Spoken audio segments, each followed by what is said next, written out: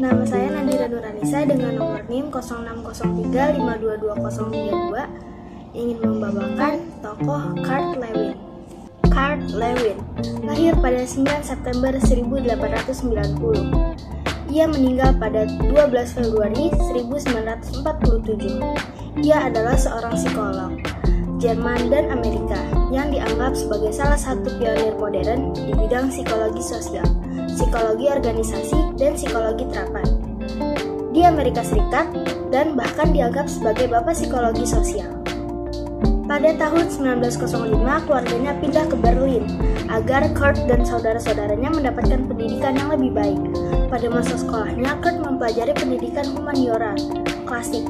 Saat kuliah di Universitas Freiburg, ia mengambil jurusan farmasi, namun pindah ke jurusan biologi di Universitas Munich.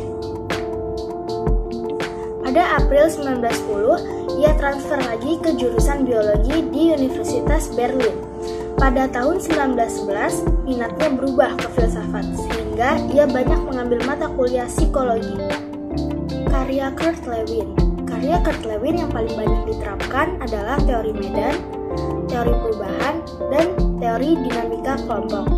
Teori-teorinya banyak digunakan di berbagai industri, termasuk untuk perbaikan manajemen organisasi dan peningkatan proses belajar mengajar di institusi pendidikan. Psikologi yang selalu dipegang Lewin ialah bahwa pribadi itu selalu ada dalam lingkungannya. Pribadi tidak dapat dipikirkan lepas dari lingkungannya. Yang pertama, pribadi. Pribadi secara struktural ialah dengan cara mencetuskan pribadi itu sebagai hal-hal keseluruhan yang terpisah dari hal-hal lainnya ada di dunia ini. Yang kedua, lingkungan psikologis. Yang ketiga, ada ruang hidup. Ruang hidup disebut juga dengan medan psikologis atau keseluruhan situasi. Yang keempat, itu diferensi ruang hidup. Penggambaran ruang hidup atau pribadi dalam lingkungan psikologinya seperti kenyataan sebenarnya.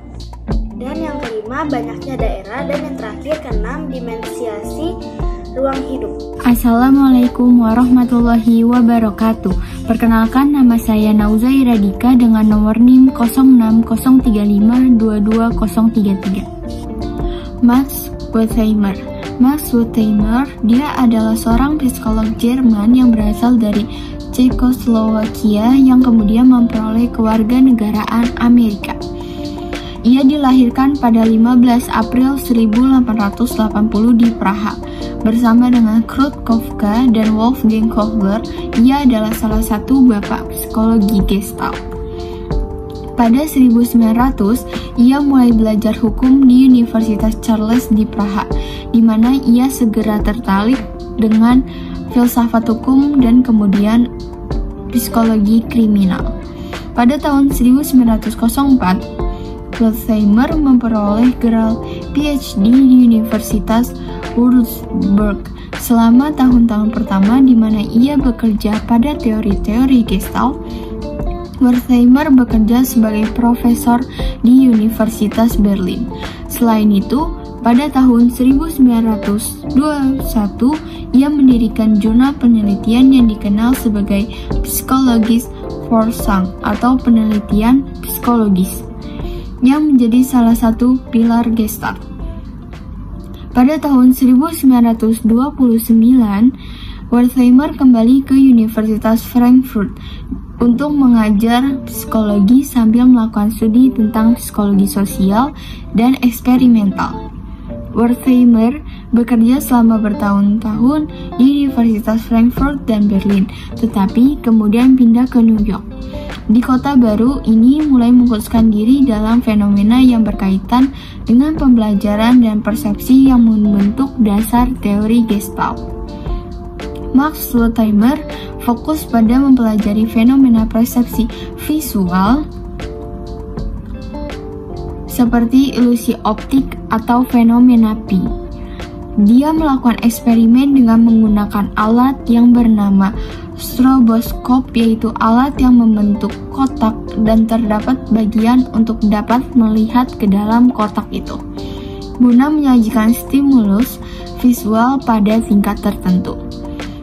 Pada tahun 1923, Wertheimer mengemukakan hukum-hukum Gestalt dalam bukunya yang berjudul Investigation of Gestalt Theory. Hukum-hukum itu antara lain: pertama, hukum kedekatan atau law of proximity.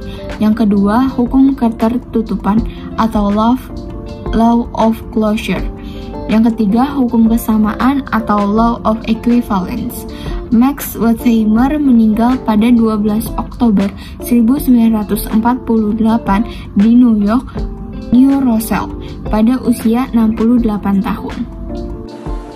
Assalamualaikum warahmatullahi wabarakatuh. Saya Ryan Sabrina dengan nomor 06-035-22035 akan mempresentasikan salah satu tokoh psikologi Gestalt, yaitu Kurt Koffka.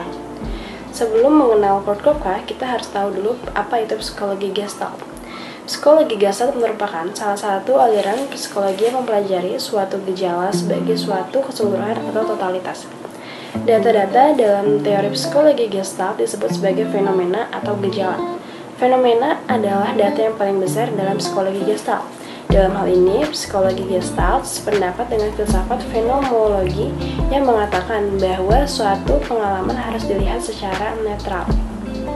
Dalam suatu fenomena, terdapat dua unsur, yaitu objek dan arti. Objek merupakan sesuatu yang dapat dideskripsikan.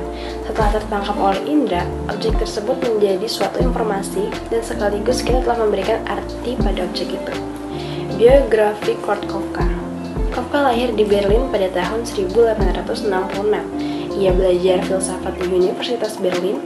Karena ia menderita gangguan penglihatan atau disebut buta warna, Koffka sangat tertarik pada persepsi manusia. Pada 1911, ia mulai bekerja sebagai profesor di Universitas Gießen. 1921, ia menjadi direktur Institut Psikologi Universitas. Di sana, dan setelah mendirikan laboratorium penelitiannya sendiri, ia menerbitkan sejumlah besar artikel yang berkaitan dengan psikologi Gestalt, bekerja sama dengan Kohler dan Wertheimer. Teori Koffka. Gagasan utamanya adalah bahwa anak-anak memandang dunia secara holistik dan merespon rangsangan-rangsangan dengan cara yang sama. Koffka juga melakukan penelitian di bidang lain seperti belajar, persepsi, memori, dan berpikir. Teori Koffka tentang belajar antara lain ada 3. Yang pertama adalah jejak ingatan atau memory streak. Adalah suatu pengalaman yang membekas di otak. Jejak-jejak ingatan ini diorganisasikan secara sistematis mengikuti prinsip-prinsip Gestalt dan akan muncul kembali kalau kita mempersepsikan sesuatu yang serupa dengan jejak-jejak ingatan tadi. Yang kedua adalah perjalanan waktu berpengaruh terhadap jejak ingatan. Perjalanan waktu itu tidak dapat melemahkan, melainkan menyebabkan terjadinya perubahan jejak karena jejak tersebut cenderung diperhalus dan disempurnakan. Dan yang ketiga adalah latihan yang terus-menerus akan memperkuat jejak ingatan. Assalamualaikum warahmatullahi wabarakatuh. Nama saya Niki Triativa dengan NIM 0603 522034 akan menjelaskan tentang Wolfgang Kohler. Yang pertama yaitu biografi Wolfgang Kohler. Wolfgang Kohler lahir pada 21 Januari 1887 di Estonia di Reval, dalam keluarga seorang kepala sekolah dan ibu rumah tangga. Masa kecilnya dihabiskan di Jerman. Ia juga mulai belajar di salah satu sekolah Jerman. Kohler menerima pendidikan yang sangat baik di Universitas Tübingen, Bonn, dan Berlin. Pada tahun 1909, ketika Wolfgang berusia 22 tahun, ia menerima gelar PhD di bidang psikologi dari Universitas Berlin dan sampai tahun 1935 mengepalai Institut Psikologi di Berlin. Kohler meninggal di Enfield, New Hampshire pada 11 Juni 1967. Selanjutnya, teori yang dibuat oleh Kohler. Kohler pernah melakukan penyelidikan terhadap intelijensi kera. Hasil kajiannya ditulis dalam buku bertajuk The Mentality of Apes.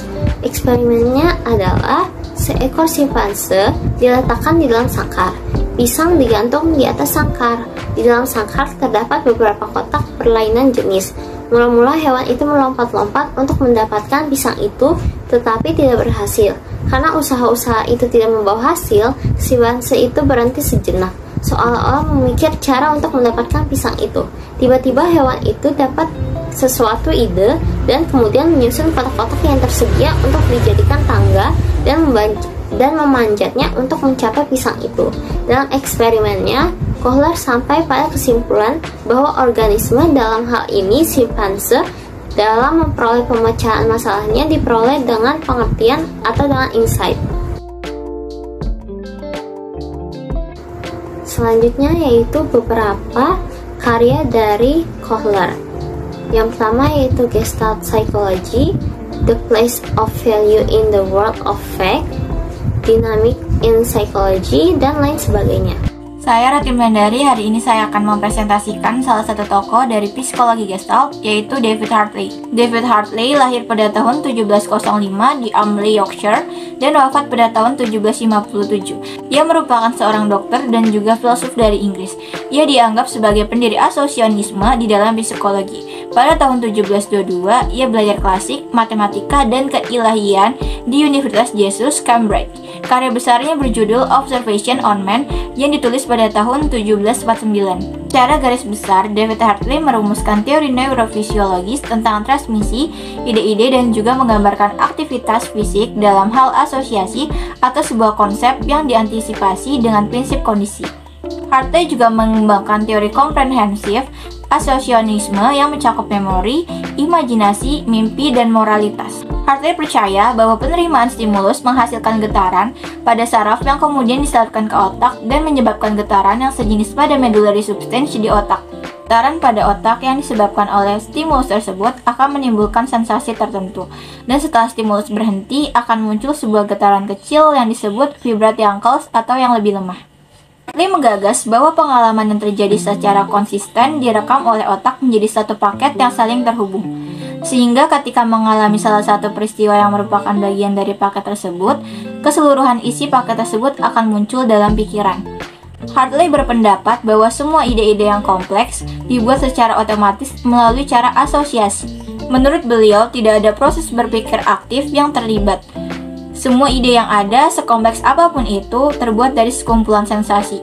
Untuk merangkapnya, asosiasi adalah satu-satunya proses yang bertanggung jawab dalam mengubah ide-ide yang sederhana menjadi lebih kompleks dan rumit.